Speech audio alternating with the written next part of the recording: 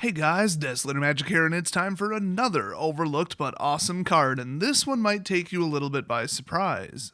I know I was surprised by it because I thought it was legal and standard. Somebody recommended, hey, why don't you add this card? Turns out it's not legal and standard, even though it was printed this year. Just more confusion from the dual decks. One of the least properly labeled products that Wizards makes, although overall I do kind of like the product. They just need to make it blatantly clear that only some of the cards are legal. I'm of course talking about Village Bellringer, which, by the way, I should mention, was also printed in the original Innistrad. So, Shadows over Innistrad comes out, Bless versus Curse or whatever dual deck comes out, and this card's in it. So I thought, oh cool, reprint. Yeah, it's not legal and standard. This would have made my Cryptolith right deck just absurd. I mean, can you think about that? When Village Bellringer enters the battlefield, untap all creatures you control. And then retap them for some more mana. By the way, it has flash. By the way, it's a 1/4 creature for 3. So even if you didn't need to untap all creatures you control, you could just flash him in and there's your blocker.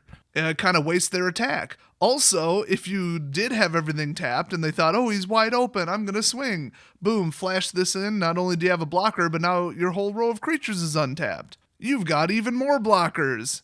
But wait, there's more. You get an entire free grill utensil set with this card. Oh no, I think I read that wrong. What it actually says is, this card is insane in Pauper. That's right, it's a common. It always was a common, even in Innistrad. This card can just devastate people. I mean, you're probably thinking, oh, it costs 3, whatever. Oh, it's a 1/4, whatever. Oh, okay, my stuff untaps.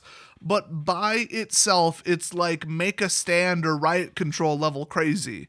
Actually, I think it's even better than either of those cards.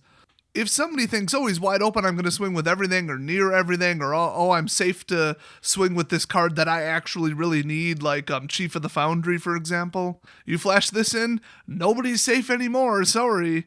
I mean, all you have to do is mix this with like a first strike deck and you've got power. I think the cost is perfectly appropriate. You could, just be kind of getting into the game a couple turns in and boom, you're capable of dropping this in. Not only would I put this in an ambush deck, I'm probably going to put it in my commander deck.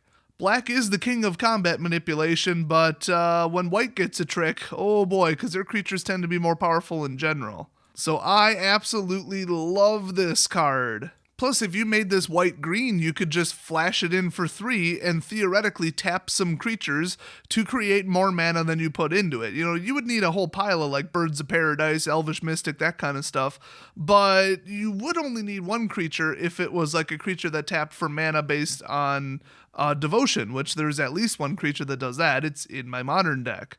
Tap manipulation is powerful in modern, and 3 cost is kind of reasonable, and white is a popular color, so this might be doable in certain modern decks, but that's a little bit of a stretch. So overall, I just love the simplicity and just the possibilities of this card. It could ramp mana, it could ambush, you could just throw it out there as a 1/4 creature in case of emergency, don't even flash it in.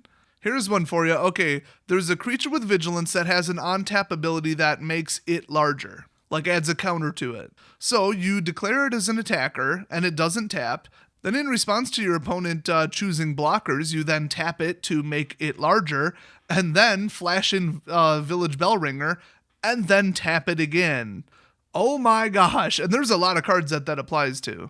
In fact, I had a deck just like that used that exploit with Gleam of Authority. That card is powerful too. So hopefully you have a mad, crazy, creative, sick mind that'll put this in some kind of sick deck just like me, and I'll see you guys next video.